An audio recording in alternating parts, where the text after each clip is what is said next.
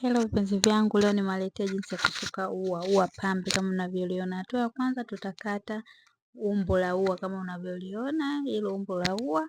Hatua ya pili tutaenda kulikapasua kila kiduara kijitenge, kila kiduara kikae upande wake. Viduara tulivyovikata ni 5. Kwa hiyo nitaenda kuvikata kila kiduara vijitenge kama hivyo mnavyoona. Baada ya hapo nitaanza kusuka. Jinsi ya kuanza kusuka inabidi upasue kila kiduara. Kwa hiyo nitakuwa nakipasua kiduara katikati ndipo nasuka. Njia tunaenda kutumia ni stitch ya cornrows. Kama hujui jinsi ya kusuka stitch ya cornrows, unaweza kurudia video zetu za nyuma, tumeonyesha jinsi gani unaweza kusuka stitch au cornrows. Kwa hapo nitaenda kusuka stitch au cornrows. Kwa hiyo nitakuwa napasua kiduara changu kimoja kati kwa kati. Baada ya hapo nasuka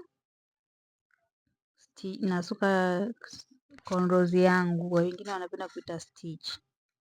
Kwa nitaisuka kama mnavyoona hadi kile kiduara kimoja kitakavyoisha kwa kuzunguka kama kiduara kilivyokaa. Hivyo ndo tutaenda kusuka. Karibuni sana, soon tutaanza kutangaza madarasa ya live. Tutakuwa nafundisha kusuka vitu mbalimbali. Tutakuwa nafundisha makeup na vitu kadha wa kadha. Baada ya hapo naenda kiduara cha pili tena nitakipasua katikati, nitaendelea kusuka. Kama mnavyoona. Karibuni sana TikTok, natumia kama Jackie Beauty.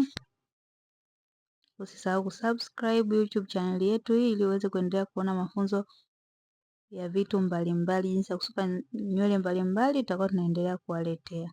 Kwa hiyo kila kidude nitakuwa nasuka hivyo.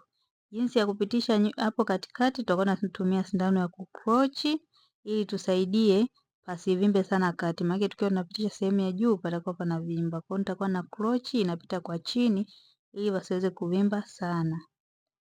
Kama mnavyoona jinsi ya kusuka, napasua duara langu kati nasuka hivyo. Nikifika sehemu ya katikati natumia sindano ya kukrochi na krochi ili nywele yetu iweze kupita kwa chini ili isiweze kuvimba sehemu ya katikati. Nitafanya hivyo mpaka nitakapomaliza viduara vyangu vyote 5 ambavyo nilikuwa nimevikata.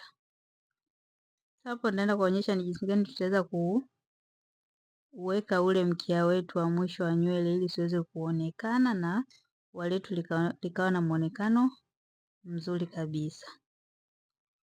Naona nitamalizia hapo. Baada ya hapo nitaenda kutumia sindano ya kukrochi kama kawaida, nitakrochi ikipite chini. Baada ya hapo mkia uliobaki nitaenda kwenye duara moja, nitakuwa na krochi na kupitisha kwa chini mpaka mkia utakavyoisha.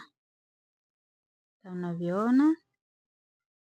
Nitaenda kuonyesha ule muonekano wa mwisho. Karibuni sana jamani kwa kuendelea kujua jinsi ya kusuka vitu mbalimbali. Usisahau kusubscribe, kulike, kushare na kucomment.